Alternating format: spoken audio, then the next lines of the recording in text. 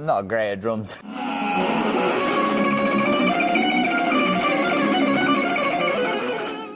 When I write, it's like I don't really have sections and then bring them together. It's like I have the riff, like the main riff, and then it's sort of like whatever I feel is going to come next.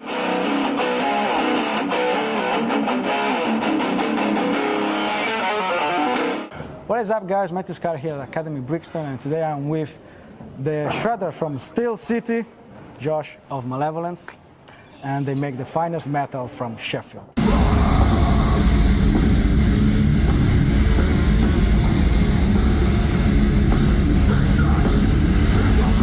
I was with Jeff Link of Parkway Drive for one of these jam chat.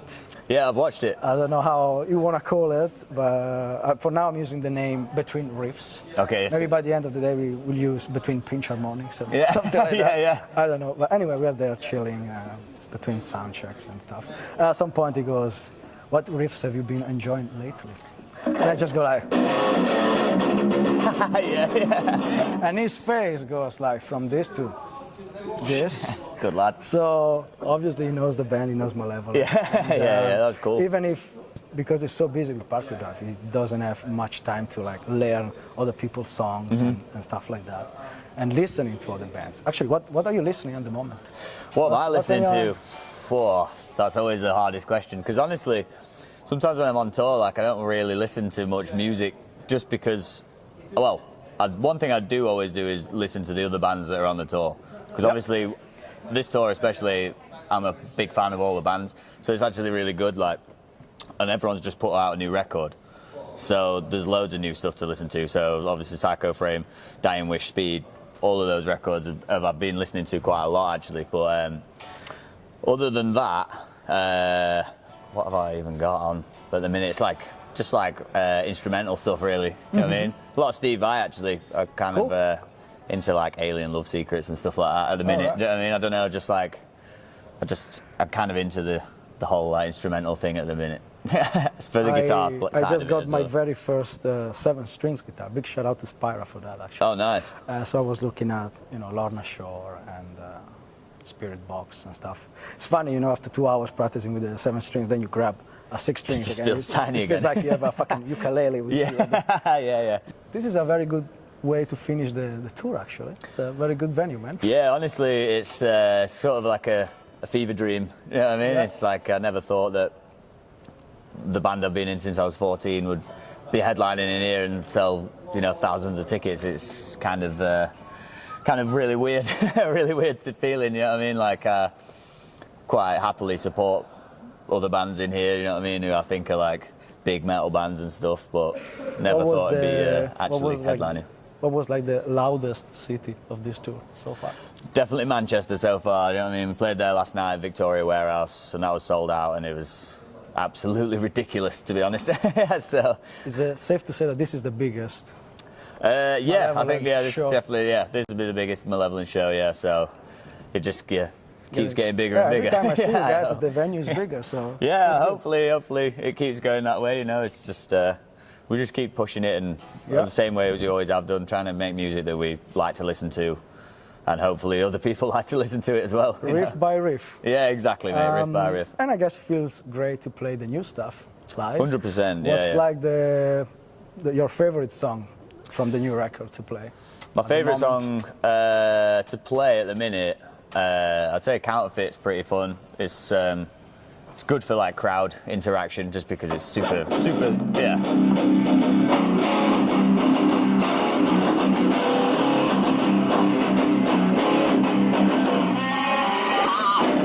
Yeah. Yep. But, that's actually my favorite from the new record. Nice one, yeah. And then like So Help Me God. I really like the solo in that one. It took me quite a while to perfect it, so it's kind of nerve-wracking when you're playing it live. I was actually looking at that one. I have a sort of love-hate relationship with your stuff because it's very fun to play, but first you have to learn it. Yeah. And sometimes when I have to learn your riffs and stuff, it's like learning a solo, basically, because you don't repeat the same stuff twice most of the time, especially. No, I try and keep it quite like fresh and interesting for me to play. Do you know what I mean? Absolutely, man. And so I'm like, I've learned one section, and then I'm like, yeah, it's gonna repeat the same thing, I guess. And then you add something extra cool with the Yeah. second time around, like what's he doing now? So Yeah. please show me how So Help Me God is done. Actually, The riff, or Yeah, so first main yeah, the riff, riff. yeah. So the main riff is.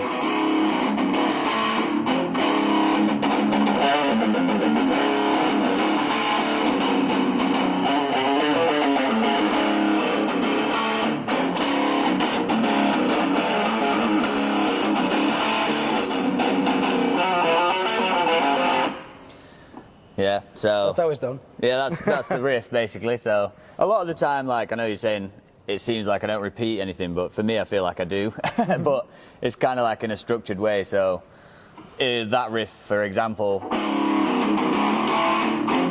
that's sort of like an A section, and then is the B, and then you go back to the A, then you're sort of into like the C. You have that sort of like chromatic little run,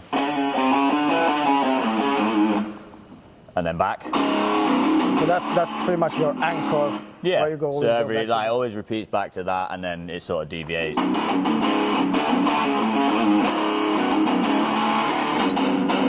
And then what I play is just the harmony.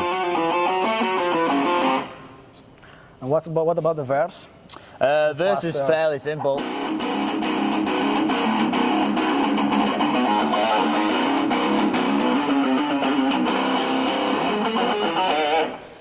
So again, you know what I mean, it's pretty much just hammer-ons. It works, man. Yeah. Kind of like the way that sounded. Like Was a easy song to write? Was a difficult song to came put together quite quickly, actually. All right. All in all, like, you know, riffs can take very different forms, you know, like in the demo stages, but that one, I just wanted something fast and energetic, you know, for the verse part. So I had like sort of, when I write, it's like I don't really have sections and then bring them together. It's like I have the riff, like the main riff, and then it's sort of like whatever I feel is going to come next. Do you know what I mean? And then so in that song, everything drops out and it's just the.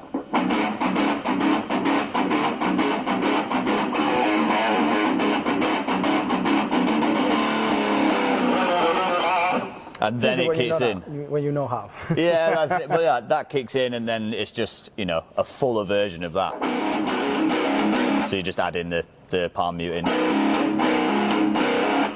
Then I think there is a breakdown. There is the solo. And that's Yeah. So after that, it like goes into what we call the two-step part because of the it's the drum beat, but also like how you would like mosh to it, I guess, if you want to say. And it's fairly similar, like.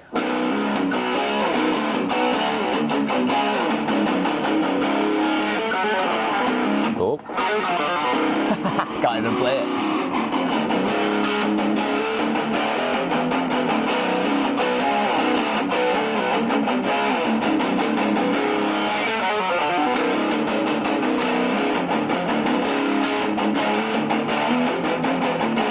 And then it goes into the chorus. So, but again, I guess it seems fairly complicated, but it's pretty much just but based. in terms of pure fun to play them, to me, you're up there with Megadeth and Lamb of God. I appreciate that. Once you learn the riff, actually. Yeah. Well, that's one thing I always try and very- strive for. It's just like energy and like fun.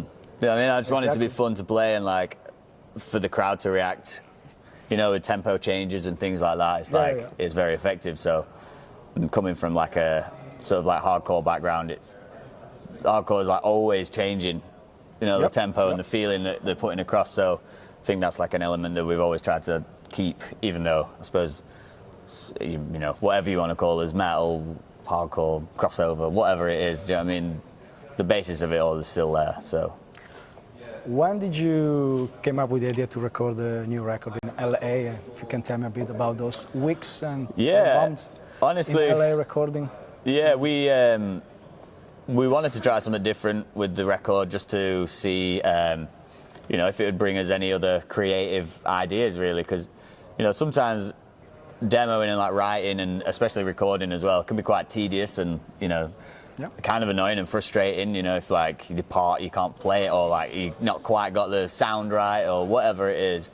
And we've never really worked with a proper producer before, so this time we have Josh Wilbur. Yeah, so we went with Josh Wilbur, and he actually reached out to us about it because he's done Lamb of God and stuff like that.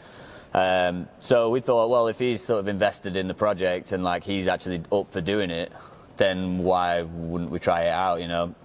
And he even flew to Sheffield twice actually to do like pre-production in like the middle of January. So it was very cold for him, and I don't think he enjoyed it too much. Yeah, obviously living in LA is quite a lot different.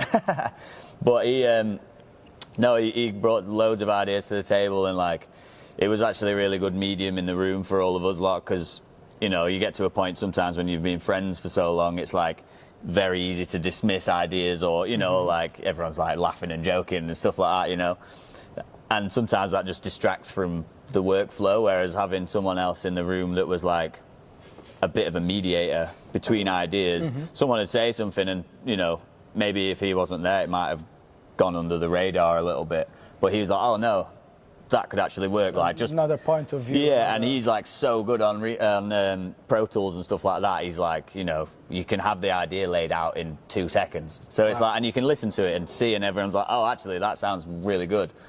Or we'd be like, no, it doesn't sound that good. Like, you know, we'll try something else. Oh, I've got this idea, and you can just sort of brainstorm a lot quicker. And it brought a lot of cool ideas and like structural elements. And then when you can listen to it, you know, effects and other like layers and vocal ideas spring to mind as you go, and it was just a bit more of a open working environment when we were doing the pre-production. And then me and Alex flew out to LA for 4 weeks to actually track it at his studio, and that was again a great experience, you know what I mean, because he's got all of his stuff there. You can basically do absolutely anything that you want. Do you know what I mean? Make your life easier. Yeah, he has literally every bit of equipment, and it's like if he doesn't have it, we'll just go and get it. Do you know what I mean? It's like we'll go and get it, we'll buy it for the studio, and then you can use it. And you know what I mean? It's like you learn so much stuff and like how things work. And I feel like every time you write an album or record an album, you become like a little bit more versed in the songwriting process and things like that, you know, and structural elements and accompaniment and things like that. So it was definitely a very eye-opening experience, and like I think we'll definitely work together again, you know. We're already in talks about looking forward, things like that, you know, anyway, like doing. It's always a good day when there's a new Malevolence song. I appreciate that, dude. Another question I wanted to ask you, how do you keep the same lineup since 2010, man? Honestly, it's a bit of a miracle. I think, to be honest, like when we were kids, it was, well, it still is. It's like the only thing we've ever wanted to do, and you know, we all met through going to shows and stuff like that in Sheffield, where we're from. And there was quite a good scene back in the day, you know, like me and Con met and we were in a different band, and then Wilkie and Charlie and some other kids were in Malevolence, and that was already a band. So like over time, we all joined in different formations, do you know what I mean? But I've been in the band since 2008 or 9 when I was like 14. So I've just turned 30, so do you know what I mean? There you go. And then like Alex joined the year after me, so since then it's been the whole thing. I heard in another interview that each member of the band is very good at something. He's taking care of one aspect of the band. I guess you have the riff provider. Yeah. I don't know what the other guys are doing. Yeah, so yeah, everyone has like, it's sort of turned into that over time, you know, without anyone really even forcing it. So yeah, I write like the demos and, you know, the songs and stuff like that, and the music. And then we'll all sort of get together for the lyrics and, you know, change like structural elements of it once the basis is there. Wilkie does all the merch, stuff like that, and the pop-ups, and, you know, like we've got on today down the road.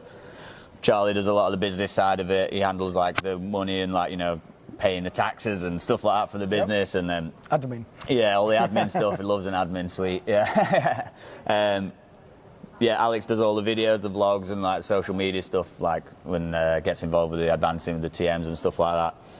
And then Con is the gear guy, so all of this rack and stuff like this behind here that you see he's built all of it and like wired it all up. He's got his own like neural switching systems that he's selling, and you know, so it's sick for us because obviously if something breaks or we need something new, he's the guy. Do you know what I mean? He sorts it out. So I think you got the funniest work. yeah. Oh yeah, I wouldn't change Making my job music, for the yeah. world, man. You know what I mean? Yeah, I just get to, when I'm at home, I just write music in the studio. I wanted to talk about guitars a little bit. This Yeah. is your costume, Yeah. Ibanez, I guess. Yeah, yeah. What gauges, pickups? Yeah, Did so Ibanez approach you? to yeah, make this? so it's been a long relationship with Ibanez actually. So it's I've always played Ibanez and I've always loved the guitars. And the first time we ever went to America, which is in like 2016, when we landed back in Heathrow, none of the guitars turned up.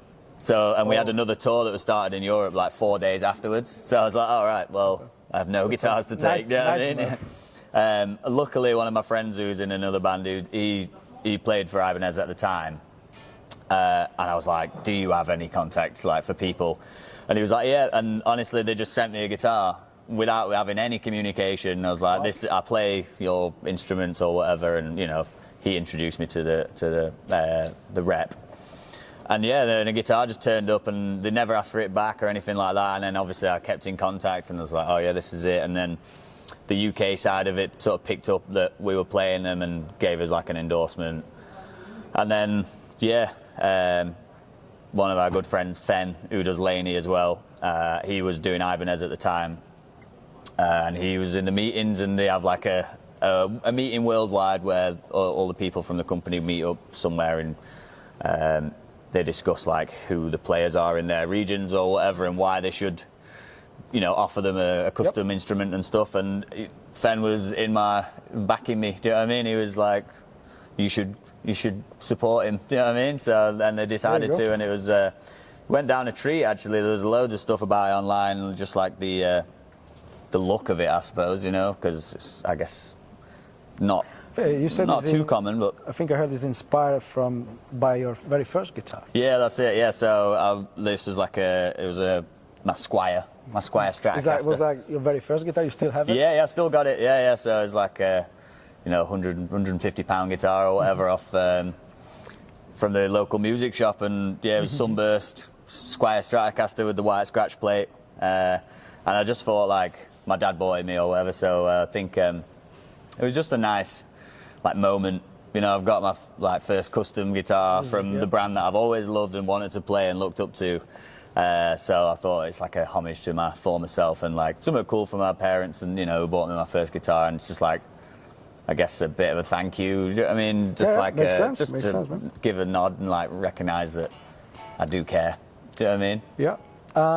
So you used this guitar for most of the songs, I guess? Yeah, honestly, I only swapped. I know you have, this, I think that's... Yeah, I have a few more, but I only swapped to this one, which is just, I can never remember like the codes of all the Ibanez, you know what I mean? But this is pretty much just stock.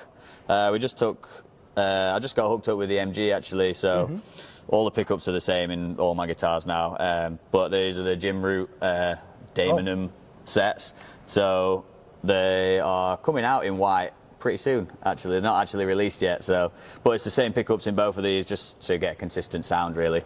Cool. But yeah, this is pure stock. Nothing. You use this one for which song? For Counterfeit, because it's got obviously the tremolo on it, so I've got the big dive bar, you know, stuff like that. But yeah, this was my main guitar before I got this, and I based this off this. Yeah, so I tried to get it as close as possible, but honestly, this one is way lighter. Okay. Yeah, so yeah, try it. Oops.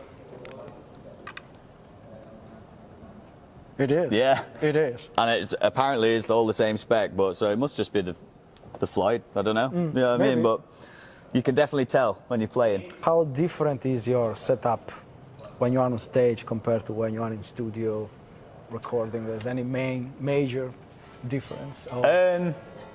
Honestly, I think when I'm just at home or in our studio in Sheffield, like I generally just use plugins to like record stuff because it's just a bit easier to fiddle about with, you know. So you can have the DI and basically just like reamping, you know. Whereas we run the QCs to play live, and I've got like captures that we made in the studio and stuff like that. And I've recently just changed it and updated it for this tour actually. So I've got quite a few new tones that are way more fun to play with. I mean, it's just like, had the same one for years and I was getting a bit like sick of it, you know. Refreshing. Yeah, so it's nice to like play something new and they react differently, you know. It's like, it's quite, this one sounds way more natural, which is kind of what I wanted, you know what I mean? Because the other one was like super tight and a little bit like over-processed, I began to think anyway, you know.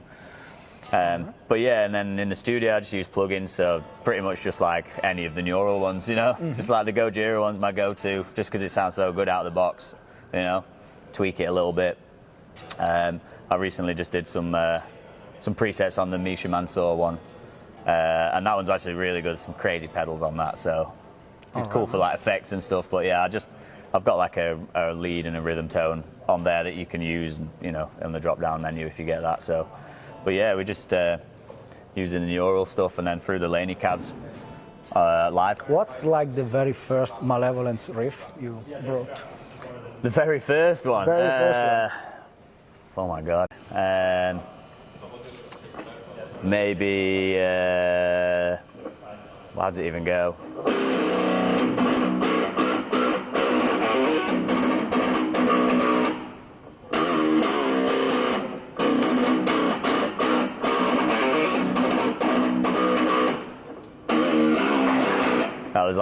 That was one when we were like really influenced by architects, like old stuff like back in the day. So I just wanted it to be like. What's it called, the song? That song's called Echoes. I think you could probably find it online, to be fair, somewhere on YouTube and stuff like that. Like, there's definitely some of that, but yeah, there's that. And then we had some other stuff that was a little bit more like metalcore-y, I guess.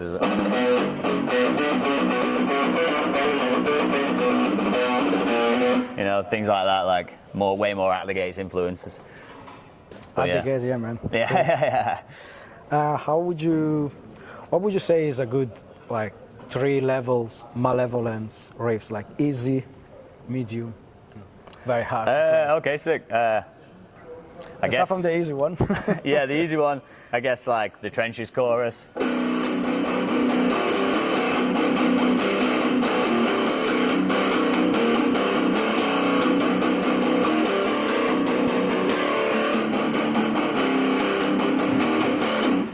You know, fairly simple, just a big bouncy one for the core, for the singer. Do you know what I mean? Everyone can sing along and just jump.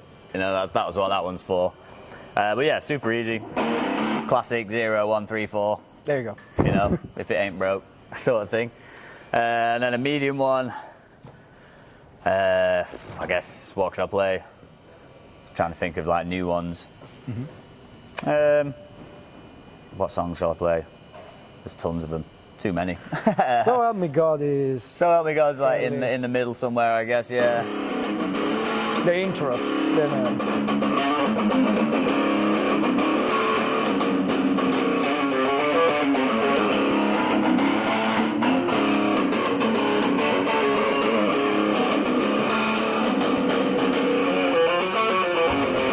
So I guess that one's like a medium one. And when it gets. And then I see a bit of a tougher one. My hands are cold in here. I guess Blood to the Leech. I can only think of ones off like the new album, you know what I mean?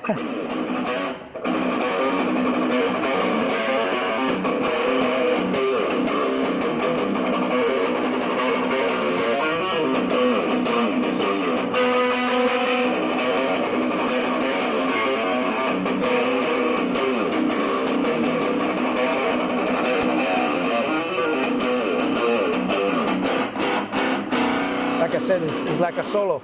Yeah. It's like there's quite a lot going on in that one, to be honest. But, you know, it sounds more crazy than it actually is, I guess, because it's just like hammer-ons. What about if it's all the same to you, like the verse? You do like a tapping thing? There you go. That was it like 11, 10, 11? Yeah, so you just hammer like...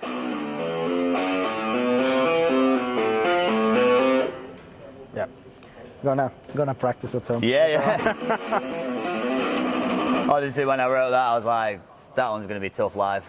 So when you went to you on stage, like, what did I do, man? Yeah, but honestly, I've got used to it now. It's like, when I'm stood still trying to play it and like explain it, it's actually harder to play than like, you know, when like running about or something on the stage later. Also the music video, that was that's the it. coolest one you guys have done. Yeah, honestly, like we were just like, look, we want to do something fun and like cool, and you know, we were like, yeah, we'll do like a bank heist where we like steal our own artwork or whatever, and then we were like, sorry, an art heist, and then we were like, look, we need like a guy who's gonna like run the gang and stuff, and they were like, all right, well, you know, what if we could get fucking Alan Ford who plays Brick Talk, and we were like, that'll never happen. And then it did, you know. Guess what? We're like, oh, sick, you know. Let's say you can play on stage only 7 Malevolence songs for the rest of your life. For the rest of my life? Yeah, oh my 7 God. songs. I guess there's self-supremacy always has to be in there, just because of like the crowd interaction that you get from it. Unbroken Glass, another one, just because it was such a big song for us, you know. I'm gonna get to that in a moment. Yeah, okay, sick, yeah. Trenches would be a good one to play, just because, again, the ones I want to play are the ones that like the crowd react to the most. Do you know what I mean? So it's like, even I like playing them all, you know, because I have like a bit of a different connection to them, just because I've like written them, so I like get, you know, I'm like emotionally attached to them in ways that a lot of other people aren't. You know what I mean? But I guess if I could only play these 7 for the rest of my life, then I want them to be ones I can play live. Yeah. You got 4 more left. Yeah, we had Trenches, Unbroken Glass, Self-Supremacy. If it's all the same to you, it'll be my 4th one. It's so fun to play, and like again, it's just become like a very big song very quickly, and you know. I honestly had that riff for years and years and years, you know, like just the main one. All of that stuff. I've had that for so long and never been able to like work it into something properly. What was the breakthrough moment for that song? Like, you know, to use that riff with the... To use it out, honestly, I was just like, I've completely forgotten about it, and then I was like going through demos, you know, just trying to get some inspiration for the album and stuff like that, and like going through old stock things, do you know what I mean? Just like projects, like, came across that one, I was like, I've got to use it, do you know what I mean? And then I came back to it that one time, and it just sort of flourished, do you know what I mean, in that day, and so much came out of it like pretty quickly. Good thing that you kept the riff yeah, somewhere. I always keep them, even if it's literally just a little snippet of something, you know, and because you never know when the inspiration might strike, you know. Do you come up with stuff while you have the guitar on you, or maybe sometimes you're just doing... It does vary quite a lot, to be honest. Sometimes it'll just be like walking down the street, you know, or like I was just saying to the I was just saying to the students that I just taught in the clinic. Like Unbroken Glass was like one that I thought of. It just came into my head while I was on the beach in India. There you go. Yeah, and I sort of like worked it out. Like I sort of knew I was gonna sort of play it, and then I had to wait till I got home to like actually get a guitar in my hands, and then worked it out and just demoed it straight away off the voice note. I was like, right, okay, and then changed a few bits around, and you know, and it became what it is. So, how many we got? That's 4. So got 3 more. 3 more.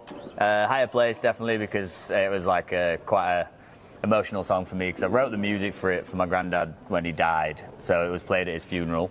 But it was all like stringed instruments and pianos and stuff like that. Yep. And then the lads heard it and like really liked it, so we decided to make it into I changed it, like the arrangement, into guitars, so we could play it as a song. But the lyrics aren't anything to do with my granddad, but the song's about loss and stuff like that, obviously. But yeah, it just holds a special place in my heart. And the guitar solo was like, it literally just one take. Wow. So it's like that's the one that I played. It took me quite a few more takes to yeah, well, the thing is, it's like, because it was just jammed, it was just like, it doesn't really fit in, you know, like music, like technically, there's no like, it's not in semiquavers and stuff like that. It's quite like, you know, the runs are quite like... I think it works just fine. Man. Yeah, I know, that's what I mean. I heard it and I was like... I don't know too much about theory, but I think it's like... Well, it's all about flows, feel, man. isn't it? Do you know what I mean? Exactly. So, again, it was hard to tab out in the tab books, but I was like, look, I don't want to change it. Like, that's it. And it just kind of came out of me when I was recording it. So, yeah, that one holds a special place. 2 more. 2 more. I'm trying to think of some like older ones. Keep your distance, man. Yeah, keep your distance. Yeah, I'm trying to think of ones that like aren't in the set, but like yeah. Keep your distance. Obviously, the crowd loves that one. It's super easy to play. Nice to. I mean, the verse is not. Yeah, yeah. I guess it's like.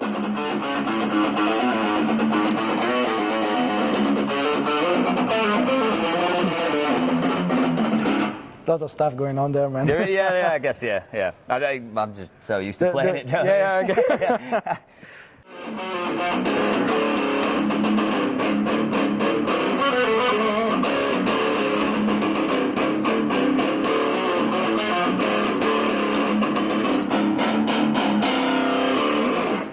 Yeah. Oh, one more. One more. Bloody hell. You know, when your mind just goes black. I've said all the ones that I like. I guess let's go for Life Sentence.